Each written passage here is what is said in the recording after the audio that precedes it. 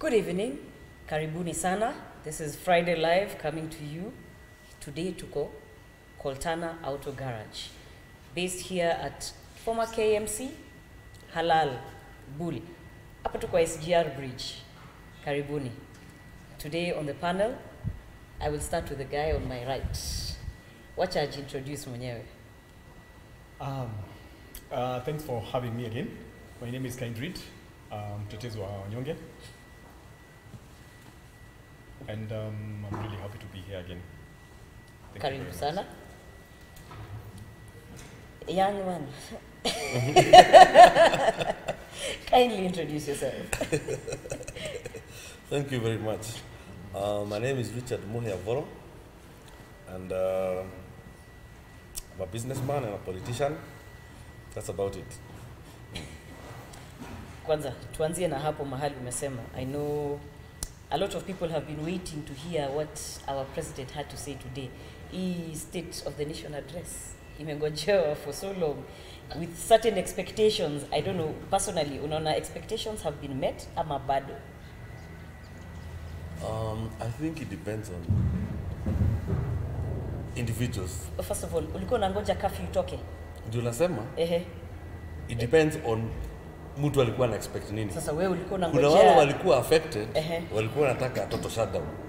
Kuna wale hawako affected, walikuwa wanataka ifunguliwe. So it depends on individuals. Sasa wewe personally, yako expectation? Personally, I thought it would be tightened a bit. I tend to think this is more scary than the previous one, because the previous one we had it from the press. Sasa hii imefika kijiji. We are hearing it from neighbors now. Iko kwa ground. So for me, this looks more of a threat than the previous one. So third wave imekuja iko mashinani. What was your expectation? Personally, I expected the president to address the school issue, because you find that what is happening in our schools was something that we expected the government to have mitigated. Kids are going to school. They went back to school in their numbers. We expected that by the time the kids would be going to school, there would be extra classes in the same schools, something which has not been done. We have situations where the desks that the government spends so much money building for the kids, most of them in some schools, most of them are not even enough because those schools still lacked desks. And in some schools where they had enough, the desks have been stashed somewhere because there's no room. Space. There's no space for those desks to be. So basically, we are looking at a situation where children go to school. They are all bundled in the same desks, just like before. Some of them even go sharing masks, want to exchange masks.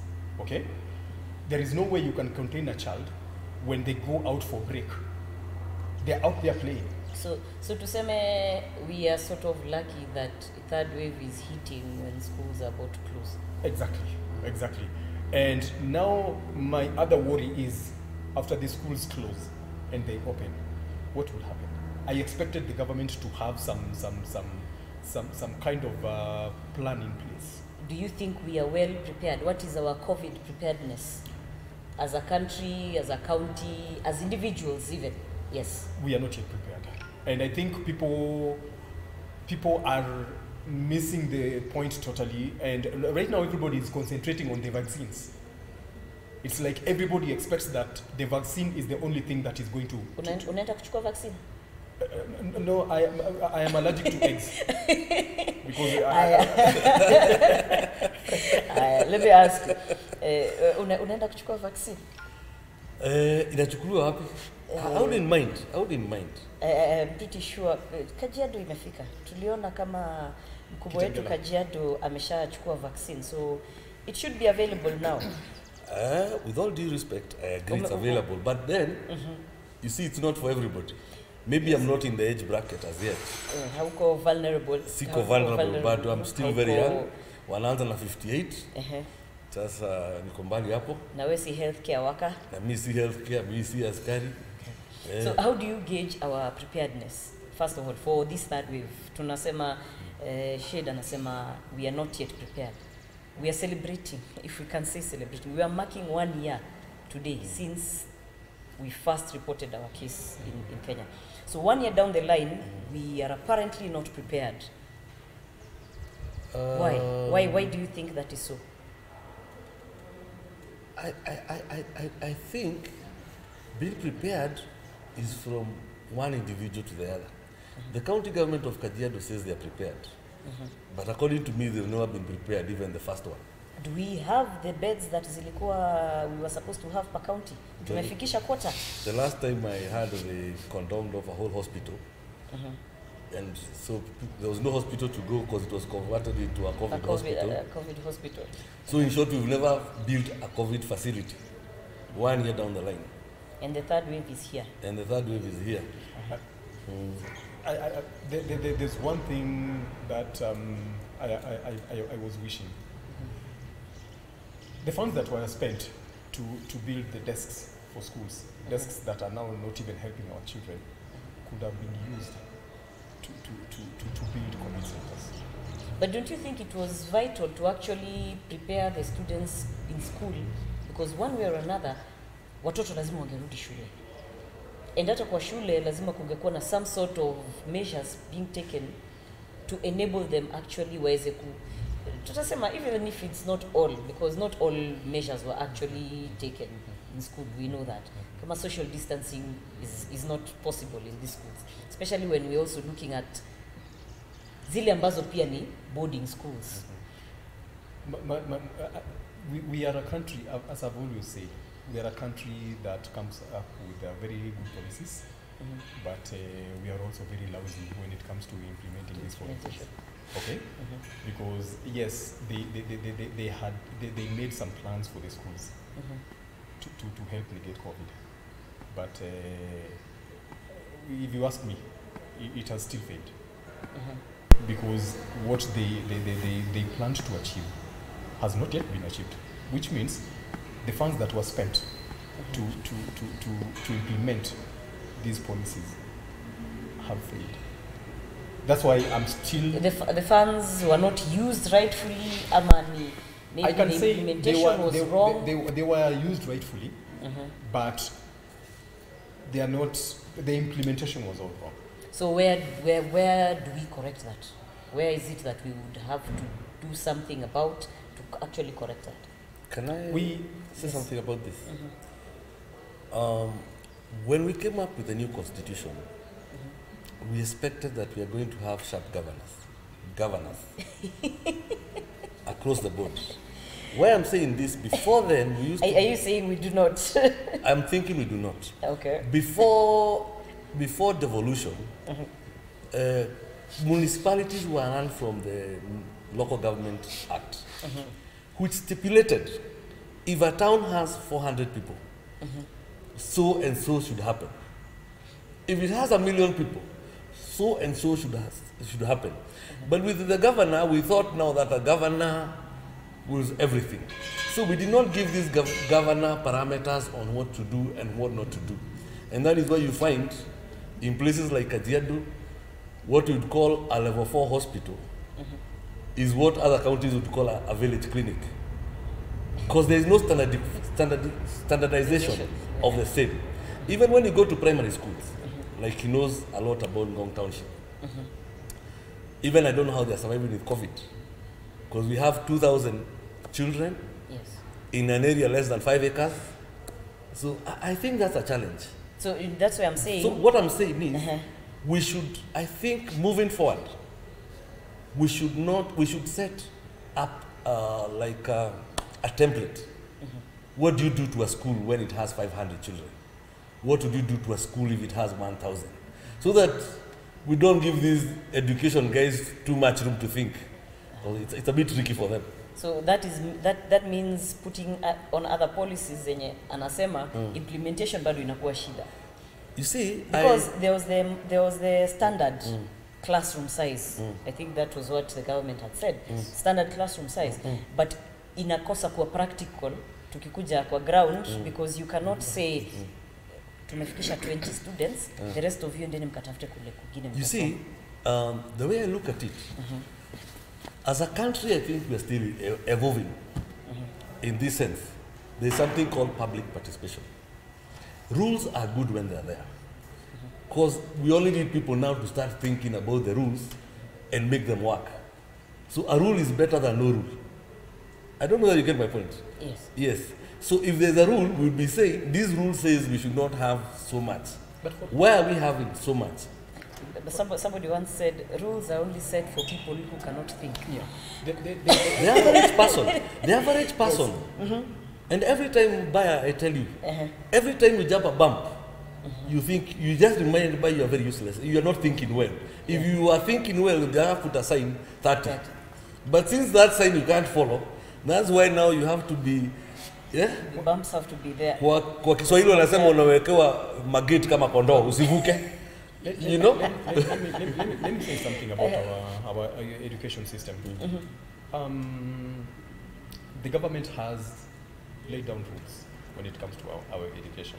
There is that number of kids that should be in a class, all right, in a classroom.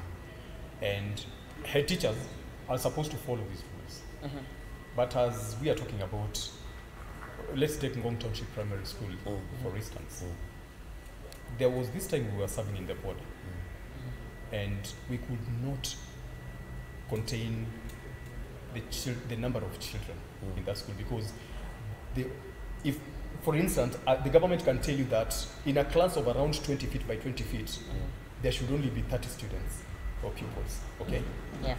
But then, those classes are few, all right? And there are so many kids, especially from Ngong, being Ngong Township Primary School, being the only public school in the whole of Ngong ward, all right? Yes. Kids will keep on coming, and if you turned away a child, you'll get sued. So it goes back to what he's saying. We have not properly planned. Exactly. We have not properly We have planned. policies. We have policies, but having that the infrastructure to support our policies is still a challenge, and it's only a challenge because we still have poor leadership. It's not that Kenya. We cannot say that we don't have funds, or we don't have resources in Kenya. We have a lot of resources. All right. It all boils down to corruption. It's just it's simple. It's just corruption, because we could have about 3 public schools in Ngong as we speak. But where would we put these 3 public schools? Does Ngong Ward have space to put up 3 public schools? Yes. Let me give an example. Yes. A few years ago, we donated to the traffic police Yes. about 20 acres plus buildings. That should have been a school. I think we are very generous. So tunasema Just tutaki the, polisi? just the other day, the same police, we've donated another 100 acres. 100 acres, yes. We've donated another 100 to meteorological. But we still don't have space to do a hospital. We still don't have space for a recreational park. So it is our priorities that are Our wrong. priorities are wrong. When I was dating, we used to go to what was stadium. It was a park. The Ngong Stadium. Yes, in fact, there was a water pan there for the sea where people would go hang around that area. There It were was very green. There were trees. There were and shade. trees, there was everything. But now, there's nothing. The stadium has taken it. I hear Masai Market has a plot. The next thing I'll hear somebody else has something else. So we don't have a park. And the thing is, it's about priorities. Who are your leaders? What are their priorities? But who sets these priorities? Is it the leaders, or the people can actually come up and say, no, this is what we need? If we need something, can let we me just tell you something. push for it? Let me say something. You see these people who get the land from the veterinary farm, they get it. Somebody has to write a letter to the Ministry of Agriculture, because Who is this somebody? the somebody has to be either an MP, a senator, county government, So an elected leader. an elected leader, Okay. or a national official saying we need this recreation park to be done. We need space set aside for ABCD. But now we have leaders who are not, like I can ask you, we have a primary school, a secondary school, a polytechnic, A church. a church, in an area that is less and than a dumping site. in a dumping site, in an area that is less than 50 acres. Yet, we can afford to donate to the police, to the national police, 100 acres. So when we talk about the new constitution giving us powers as wananchi, mbona hatutumii hii power ya kusema now let us be the ones to write that letter and ask for that land? Civic education the government has failed us big time when it comes to civic education. We have this ministry, National Cohesion and Integration. I believe that is NCIC. Yeah, and NCIC. That is a job that is supposed to be done by that commission. But I'm usually very amused when they only come up when somebody has uttered something that may cause some discomfort. Hate speech. Hate speech. That is the only job that they do. All right. And when NGOs or just some people come out and offer themselves to do civic education, they are fought from all corners, because I think that is not subject to us alone. I think there is no government that actually wants its citizenry to be enlightened. True. Because how do you govern people who know what they're supposed to do? On your point, I can say this. I can say this just to strengthen your point. Any building is as good as its foundation. And what happened when we came to devolution? The first 3 years were supposed to enlighten people. A lot of civic education was supposed to be done. Yes. For people to know what are your rights as a Kenyan citizen. And what are your duties? What is public participation? Let me give an example. If you see a road being done outside your gate, number one, they're supposed to be, all government projects are supposed to have a signboard. A signboard. Yeah. Saying this is this contractor, he's being financed by who, and what he's doing. But you see, that does not happen. It doesn't happen. That's why I'm telling you, we are governed by crooks. The other thing is,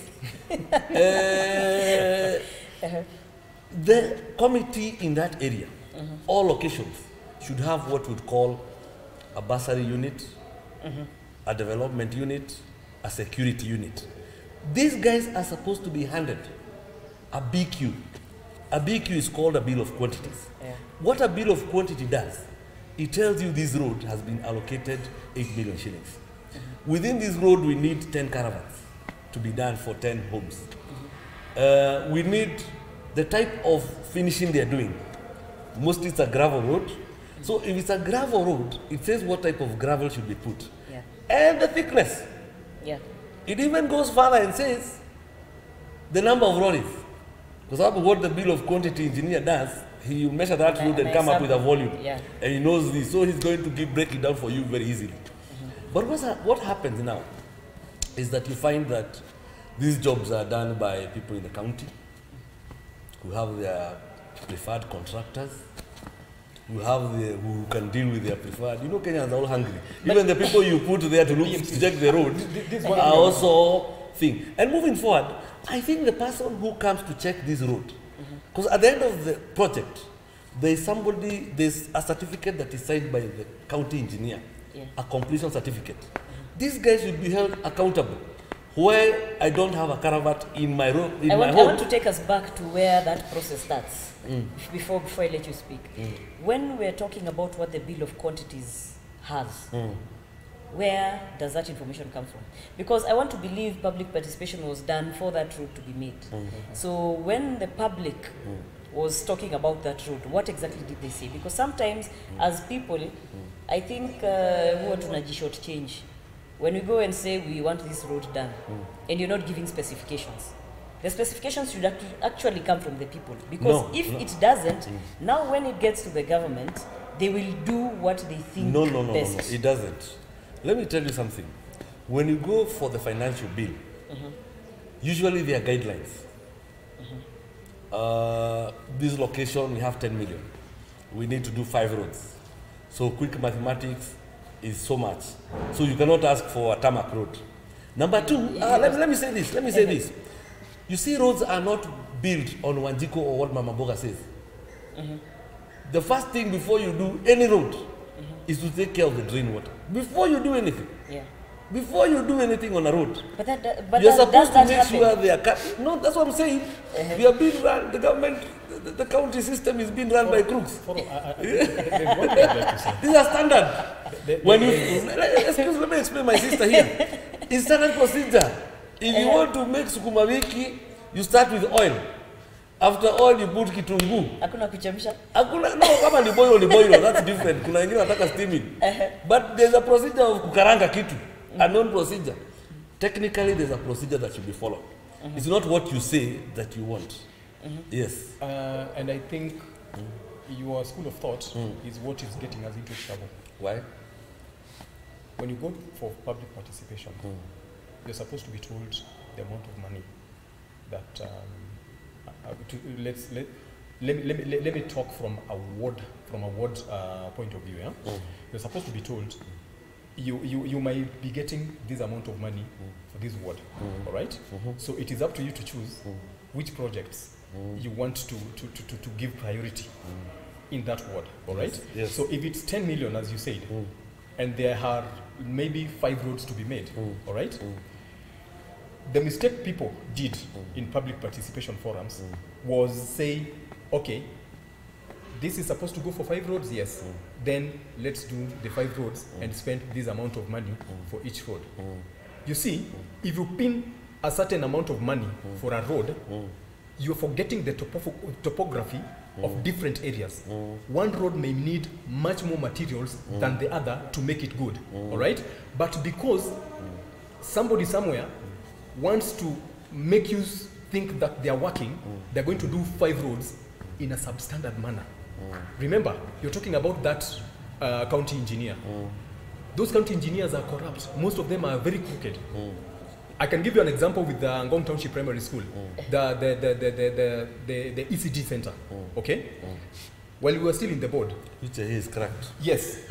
There was a class that was hurried up, and we tried making noise about it, but nobody cared. In fact, we were told, nyinyi nyamazeni, county inafanya kazi. The BOM members were not even allowed to go anywhere near there. All right? And that is something that should be changed. Because when you're going to do a job, kwa boma ya mtu, it's only logic and fair that you let them into that project to see what you're doing. All right? Yes. But back then, they never let us go anywhere near there. So after they completed the building, Yes. cracks started showing, and we complained. In fact, the former governor came to launch some projects on his last stretch of governance, yeah? And when he came, I had already indicated that I was not going to accept an incomplete project to be handed over to us.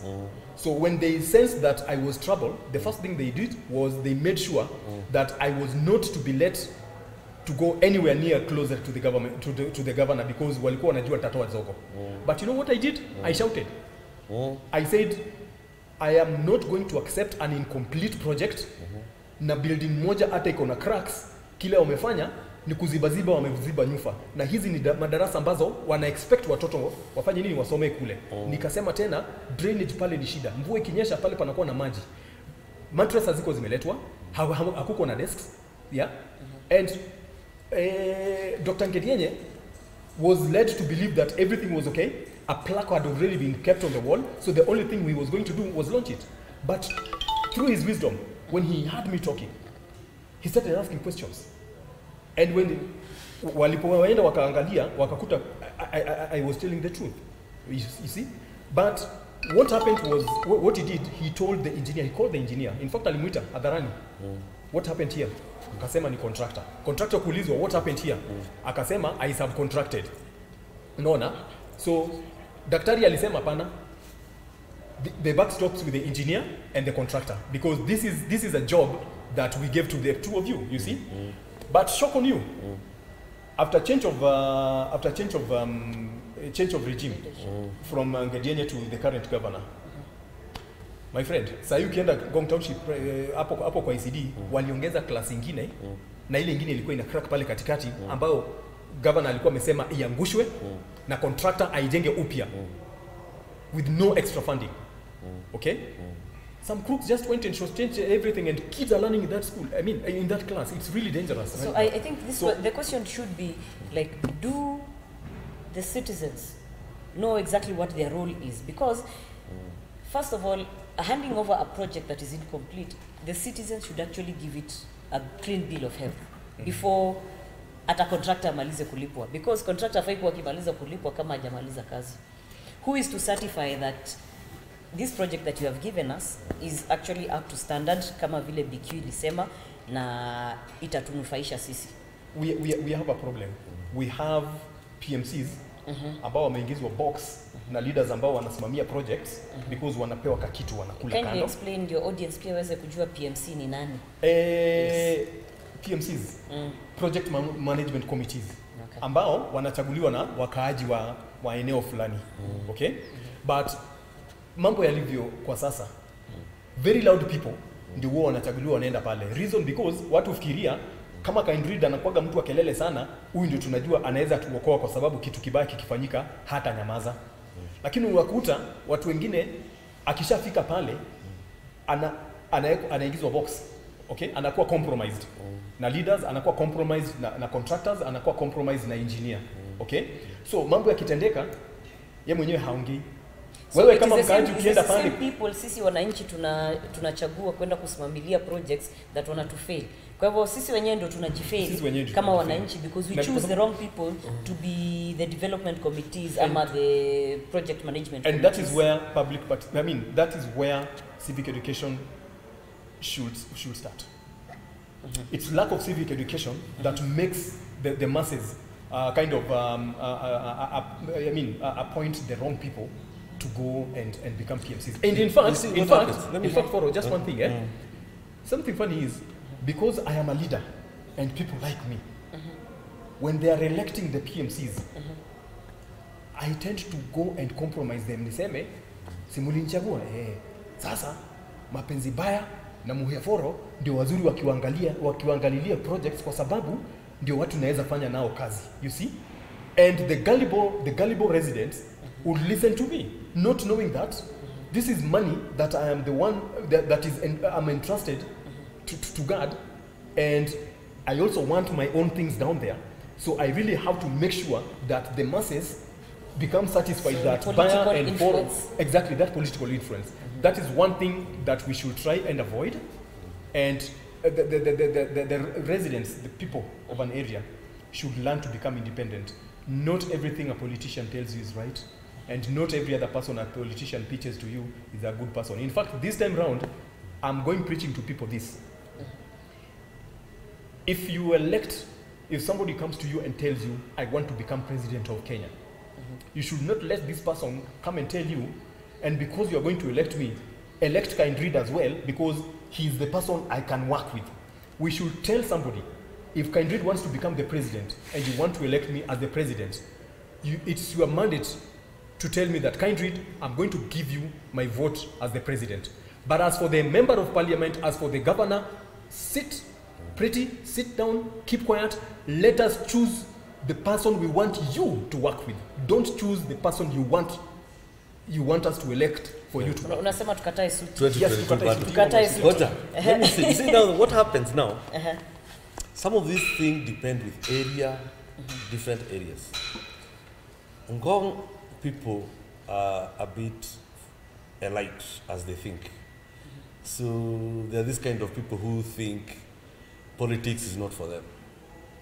So watajishughulisha siasa ni idlers. So wanakumbukaga siasa ni mzuri wakati wamekwama barabarani. But on ideally they think they can take their children to a private hospital, they can take their children to a private school. And why I'm saying this is that me, I'm well traveled. If you go to places like Makueni, you find public schools that are better than what we have private here. Yes, I can name you a few schools in Wote and Makueni that are public. They have boarding school facilities, they have a feeding program, they have things like that. But for here, what we usually do is assume, oh, si watoto wangu wanaenda Breba, wangu wanaenda nini, you know. So the person there does not know atasaidiwa na nani. And the people in power, once they get to power, what do they do? These committees, they take their cheerleaders. So sometimes you find a guy who is a chairman of a committee, akijaribu kupronounce jina bill of quantities atameza mask. Na yeye ndio kwa sababu kuangalia. You know? Yeah. I think what I think is that people should look for people who are not compromised, people who know what they are doing. Yeah. So people should get involved. People should get it. Na watu hawataki kuwa involved. And they are not tired enough. Mimi nasema wapame kabisa. Right now, so many people are confessing that they are not going to vote come 2022. All right? But I tell people this. The journey of 1,000 miles starts with one step. The fact that you've been beaten once, twice, 3 times, 4 times doesn't really matter. Only losers quit. Okay? Winners never quit. All right? So I tell people this. Just go out there, vote. And don't vote for somebody that you think everybody think is popular. No. Vote for that person that you believe as a person will perform. Hii mambo ya kupiga kura ati kwa sababu akina Moya wote wa kutoka Ngong walisema ni Shadrack kama Kindred ndio atakuwa member of parliament. Wachana nayo. I want to disagree on you on that thing. Moving forward, what works is not the politician. The politician will be one monkey in a different forest. It will behave the same. What we are supposed to build is proper institutions. Kama kuna security team, pale kwenyu muhakikishe iko na watu wako sawa. You get? Yeah. Institutions are what work. A politician will always change. They come and go. They come and go. And you are very, like how many governors are working? If you look at all the governors, I think maybe about 10 of them are above 50%. The rest are all below 40. Tumeongea story ya apathy in voters. And the sad thing is, it is actually amongst the youth. That is the sad thing. It is actually the youth who are saying, hata sioni haja ya vote. And then I was watching the by-elections that have just passed. And there was this old lady mwenye mpaka alikuwa ameinama akienda vote ameshikiliwa vizuri kwanza atoke kwa gari alafu aende vote na arudi nyumbani. And I'm looking at the resilience in this old lady. She is, I think, hata mimi kwangu nitasema she's even older than my grandmother. I can call her my great grandmother. But she sees the need to go and vote. Amekuwa kivote from the very first time. Ilikuwa 1962, 1963. Amekuwa kivote. Up till today hajai kufa moyo. Because she still believes whatever she was looking for then, bado hajaipata sahi. So why is it that sisi kama youth, we get tired because we expect instant change? Because I have voted today, tomorrow I must see the change I want. Wisdom comes by age.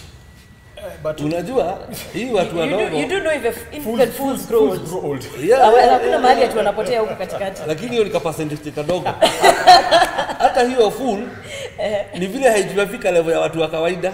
Ina machuaga kujua kuvuka barabara saa nyingine ni dangerous. So inakaa. So at some point it still mature to a certain level.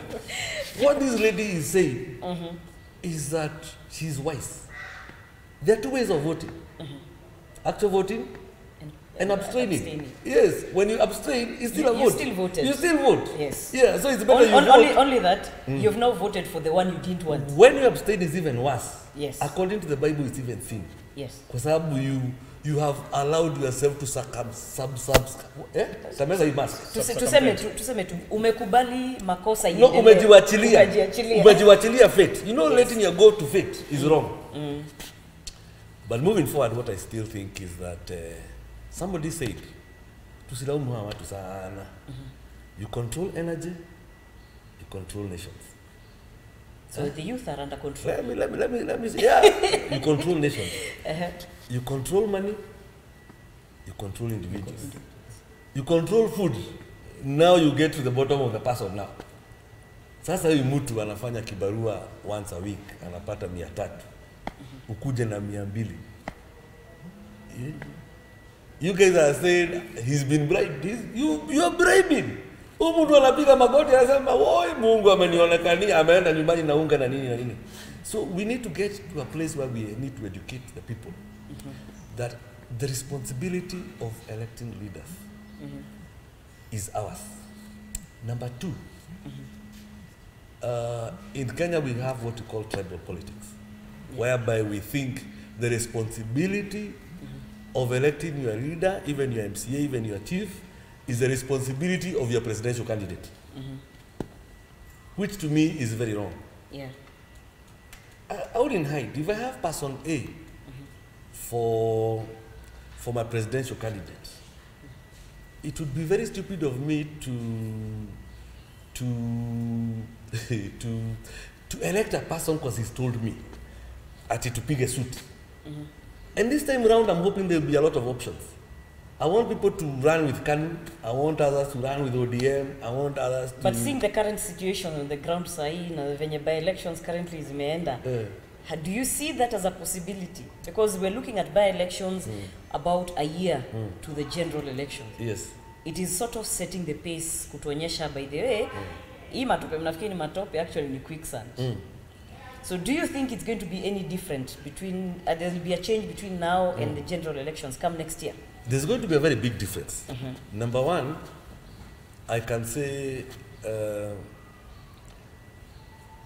there's a certain group that some people from a certain place,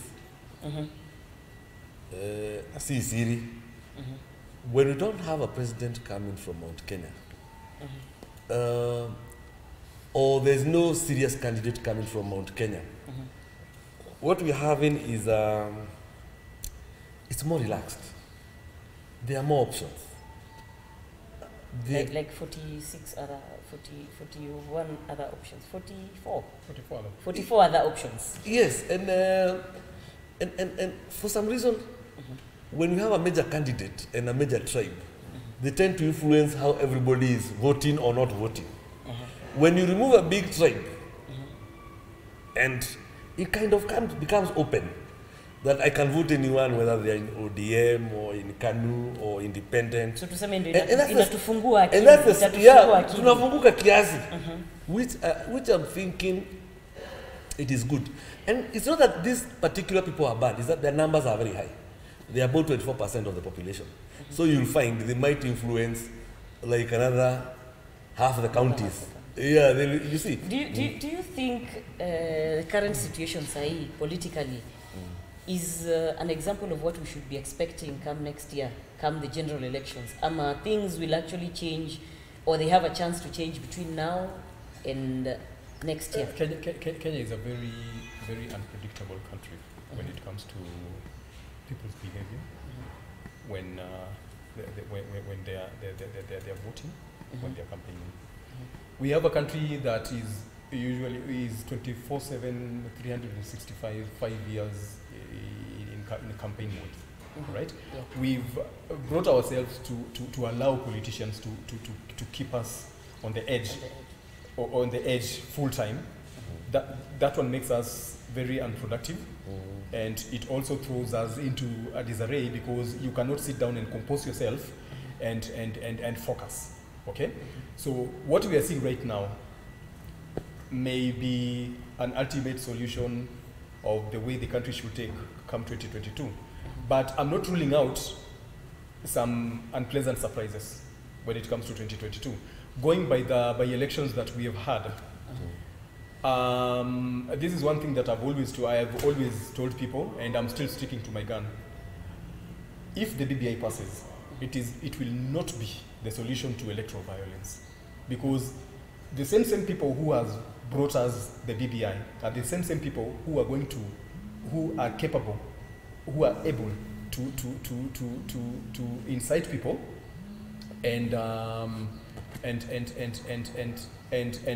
make people do very bad things. Because if I, as Kind Reid, have the power, the political power, to incite people to do something, and tell them, give them a guarantee that they will go scot-free, all right? I'll still go ahead and do it. I am a politician, remember, all right? Yeah. I know all your skeletons, all the skeletons you have in your closet. So if you threaten me with a lawsuit, I'll also tell on you. So at the end of the day, I know I will go scot-free whatever I do. Utafanyiwa another Sonko. You see? But you see, siko peke yangu, kuna masonko wengi sana by the way. That's one thing that people don't realize. Kuna masonko wengi. In fact, wengine wamekaa tu wana hibernate, wanangoja the right time. Watu kama kina Murkomen, my friend, wewe ngoja mtaona. 2022, those fellows will come up. Akina Murkomen, such kind of people know they know so much about the current crop of politicians.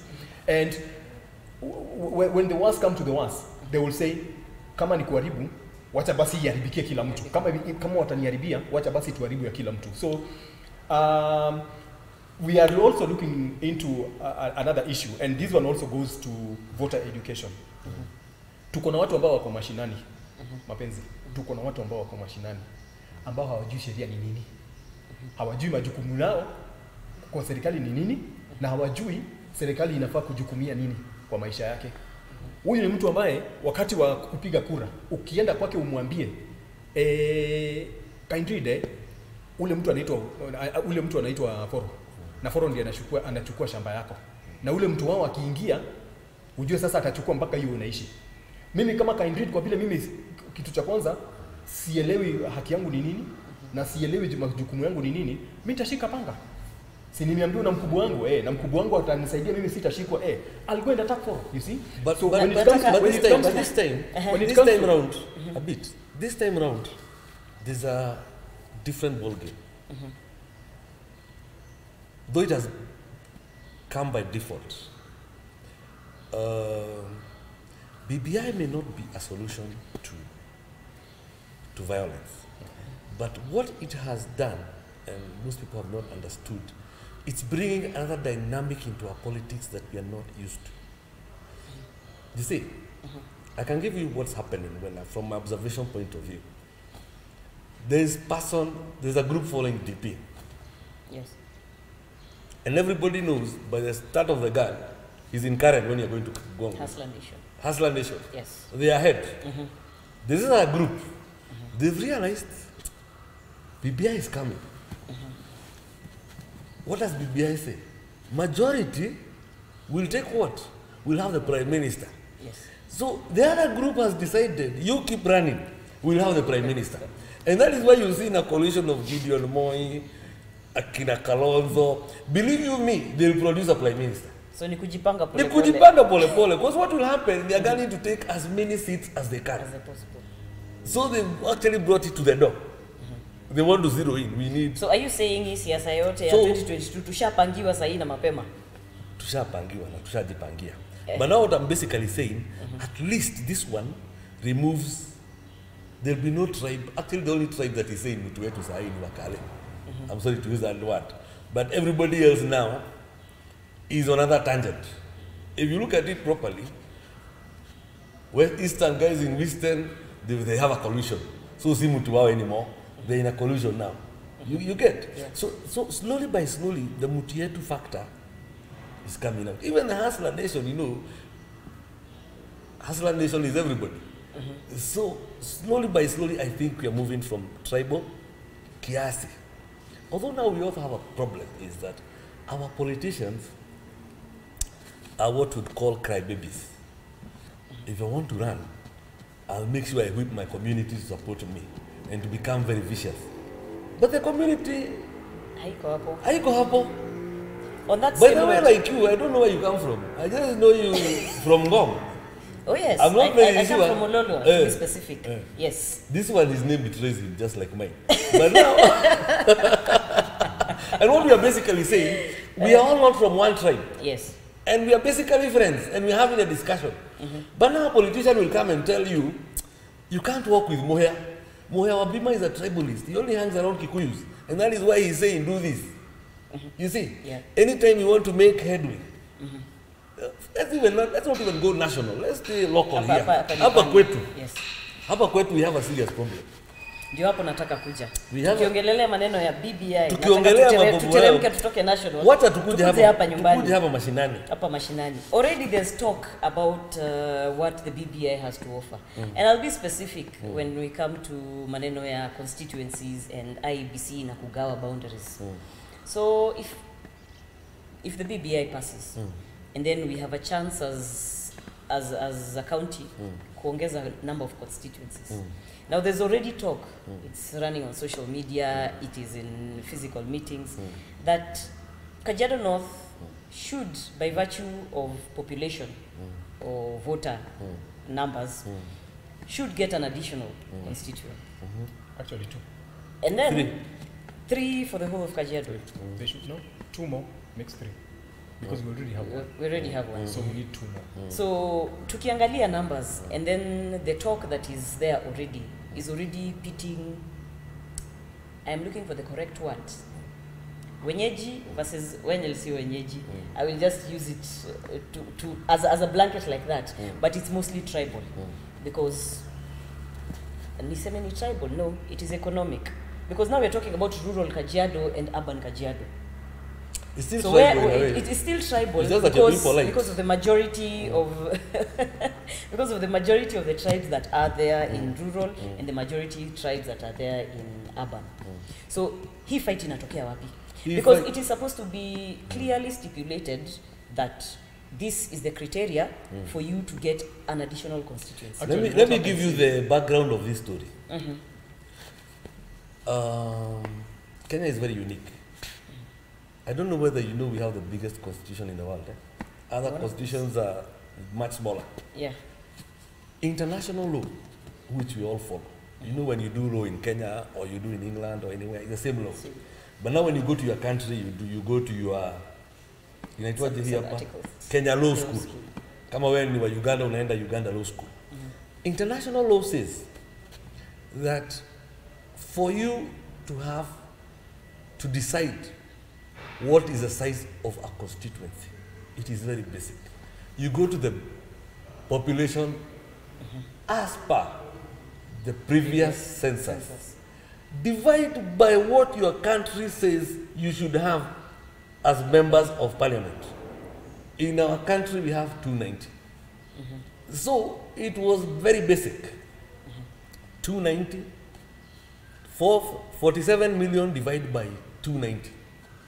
The average was coming to about 130 per constituency. Yes. Now there's a very big problem. Sasa hapo ni kumaanisha Kajiado kuna constituencies unataka kushikanisha. So let me tell you now. Acha kugawa. Let me tell you now where the problem came in. The problem now came here. Us, we are not ruled by our inclination as a country. Is not the rule of law. It's the tribal law. And why I say it's the tribal law, if you look at the way our constituencies, our counties are done, they are done by tribes and clans. Yes. Where the tribe is bigger, you know, like Kiambu is a county. Yes. Kiambu is almost a clan. Why didn't we have Kiambu and half Murang'a, and Murang'a half Murang'a and half Nyeri? You see, now we've made it into clans. Yeah. You get? So that becomes a problem. In fact, in this county, by international law, the only proper constituted constituency is Kajiado East and Kajiado North.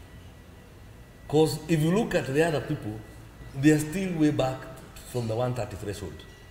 But now, that brings a problem. Because now people will lose their constituencies. And people believe their constituency is where they believe. I don't know whether I want to remind you 2 things. There was a guy called Kionjuri. He pulled central leaders together. And he said, one man, one vote, 1 shilling. Yes. Akaachia president, that's your baby. But for us to deal with us, those are our terms. The president raved, and they were adamant. That was what was to happen. Now let me remind you another scenario. Revenue allocation. There was a bill that was repeated 13 times. Yes. Yes. Yeah. Actually, I personally know the speaker. I used to text him and say, "Kunywa maji mzee." This is getting very hot. 14 times. Until he looked like funny, the authorities were wondering, is it the speaker who is bad or the whip or what? Reason being, in Kenya, our tribes are very diverse. Others are blessed differently. And it is a reality that Kenyans have never understood. There are people who are blessed to be businessmen. there are others who are. If you look at India, let me give an example of India. Do you see all those temples you see? Those are tribes. And you find, if you want Kio, you know those two Muhindis who wear those two limbless, Ganiji. That's what they do, and that's their speciality. If you go for gold, you'll find that in a Patni all over the world, they do gold. Yeah. You see, if you go to contractors, if you go to Karasingas, they own garages, ni watu wa mkono Karasinga, au ndio kama mimi.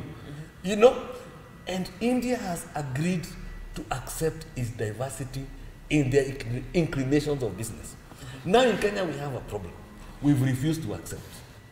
I want to herd cows, but I still want to be the same as the person who goes to the Komba in the morning.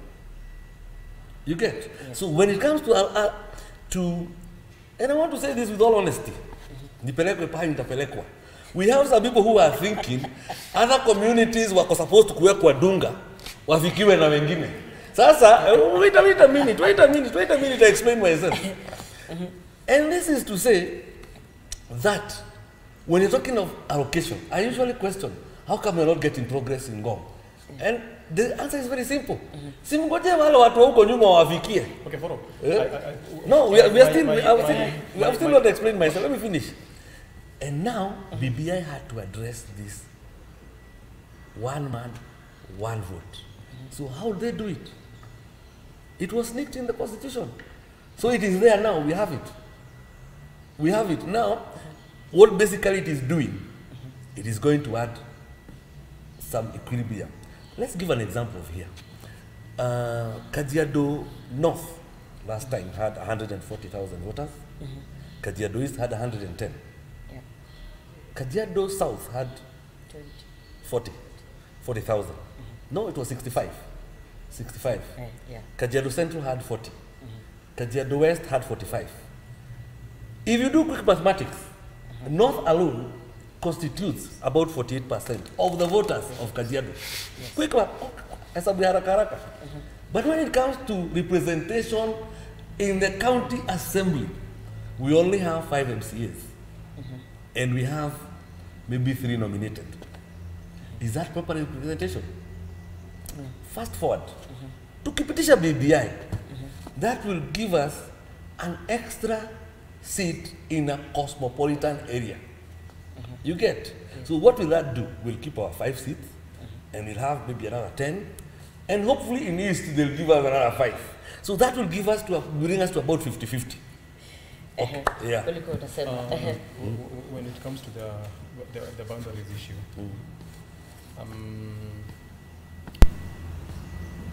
kulikuwa na tetesi.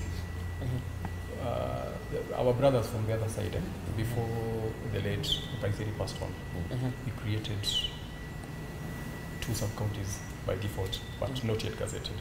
Yeah. Okay, one is Mashuru. I can't remember the other one. And what our brothers from the other side are doing is they are anticipating that when the BBI passes, these 2 sub-counties in quotes would get. Please name them properly, because I want to straight. I can't remember. One of them is Mashuru. Yes, kuna nyingine.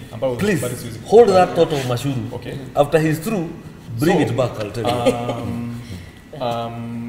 According to them, they need to get 2 of the constituency, and then 1 should now come to Kajiado East and West and North. Sasa you to pigania sisi. You see, but our argument, the argument we place on the table is the following. Number 1, Kajiado North is the economical hub of the whole of Kajiado.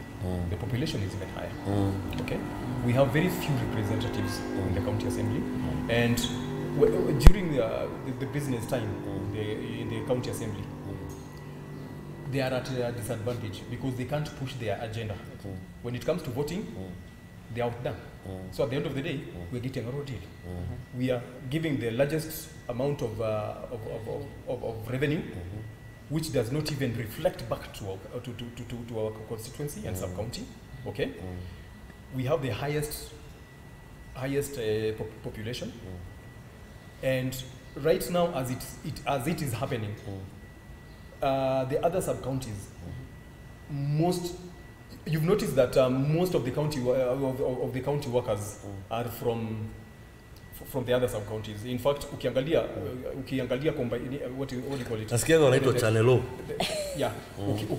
Ukiangalia tuta dissect hiyo Chanelo vizuri siku nyingine. The list of county workers ambao wameajiriwa ambao wako Ngong. Yeah. 80% of them are from other sub counties.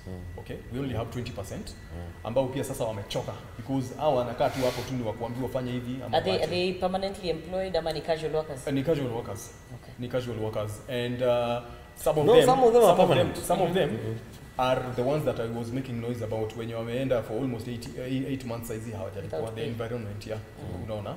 Na the last time I checked walikuwa wanasema every time wakiuliza wanaambiwa badala kupatiwa salary yao wanaambiwa barua yenu inakuja ya kuajiriwa permanent, and then they keep quiet. Yeah, so the last time, in fact it was like maybe 4 days ago, I met one of them na nikamuuliza mambo vipi, anasema boss, si tunaona tukipoteza pesa zetu because saizi sisi tunahesabu kama 8 months lakini tunaambiwa tujalipwa miezi 3. Sasa miezi 5 tunashindwa inaenda wapi? You see? So there is also that intimidation. You see, they cannot talk. Our MCAs cannot go and question whatever is happening in Kajiado North because it's all about voting. Once they vote, their cases are thrown out. So there was this suggestion. Just wait, please. You had a point. Ulitaka kuongea kuhusu Mashuru.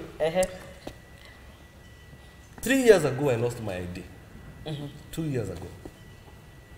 When I went to collect my ID, place of birth, my original ID. My original ID, which I submitted a copy. A copy of. Because I've saved my ID somewhere in the net. So if I need a copy anywhere, I can pull out. So I give them my ID and an abstract. My original ID says place of birth. Ngong. Matasia. You know? Place of issue, Westlands. Tunafuatana? Yeah. My current ID, I think it's in the car. I should have brought it. It says I was born in Ngoriga, Mashuru, and all that. And when I heard that, I realized a place of current state is Ngong.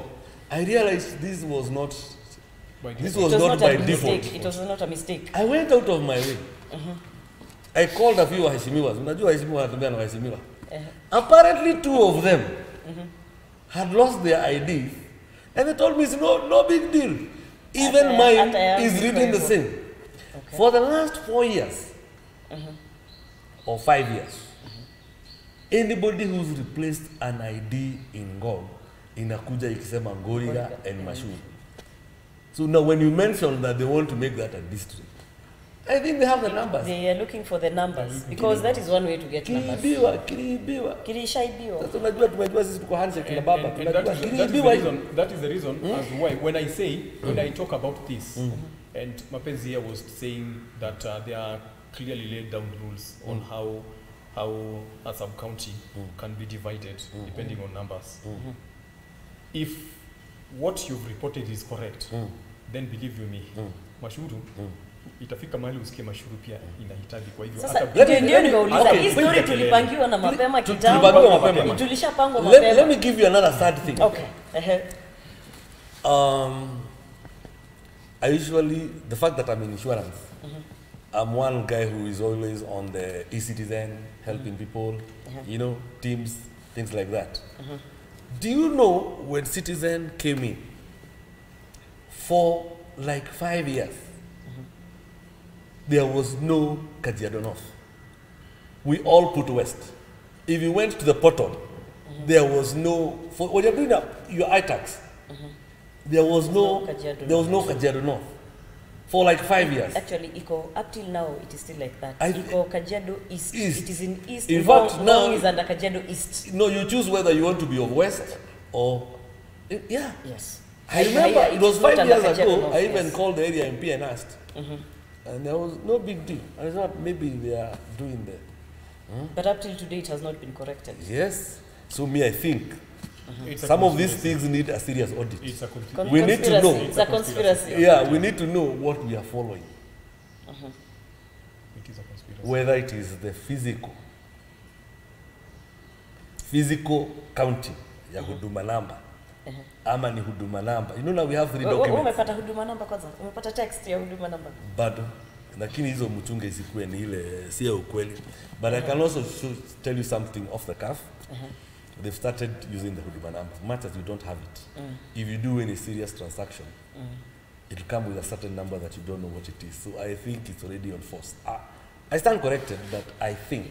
Yeah, I think. There's a number I've seen in my documents that I can't quite explain what it is. But it's the same number? It's the same number, so it's not my ID, it's not my... So maybe it's implemented in physical too, which is okay.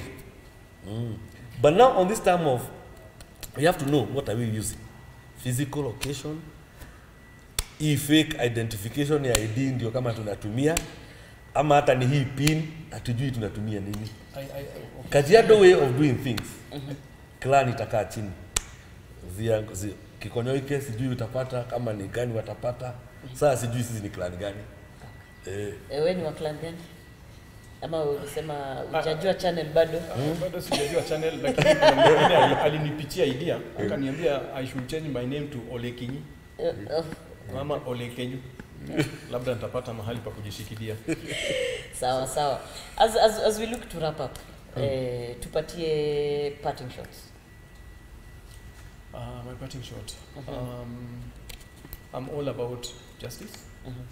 I'm all about fairness. And one thing I'm telling people that in 2022, whichever side or whichever way the state of affairs goes in Kenya, we should choose to do that which is right by you, by your neighbor. We should do that which is right as a Kenyan with a passion for his country. And when I'm talking about a Kenyan with a passion for his country, I'm not talking about a Kenyan with his passion to a certain leader. I'm talking about thinking about our country first. And I'm urging all people who have an understanding of how things should go, that you should help us. We are doing civic education. We are not getting funding from anywhere, and we should not wait to get funding from any place. This is something that should be your duty as a citizen of Kenya. Do educate your neighbor and tell them what their responsibilities are in the country, what their duties are. And as for the Kajiado politics, watch this space. I may not be vying for any elective office, but I'm still standing steadfast to make sure that this time round, Kajiado North gets the leaders that they deserve, not the leaders that are imposed on them. Thank you. Asante sana Bwana Kindred. Bwana Muya, your parting shots. My parting shot. If you are a resident of Kajiado, and mostly Kajiado North, we realize we do not have any development we've seen in the last 3-4 years. Meaning, and the reason being is the governor who decides what money comes to your location. One of the things I like about BBI is that from day one, we will know the amount of money that comes to the location, and we will be able to know who uses it. Number 3, kindly, next election, let us look for people who can represent us, people who know usawa na haki ni kusema nini, na tusifuata chama. Thank you very much for hosting me. Karibu sana. My political ambitions are still on hold. I will let you know later. Nianze na disclaimer. The views presented here are personal and do not in any way reflect the views of the producers and owners of this show. That I had to say. Yes, disclaimer tafadhali. Thank you for watching. This is Friday Live. Nimekuwa wenu mapenzi baya na tuko hapa Coltana Auto Garage. Nitawaacha tu vile our dear president ametuambia. Kwa wale ambao wanafanya exams, all the best. See you next week.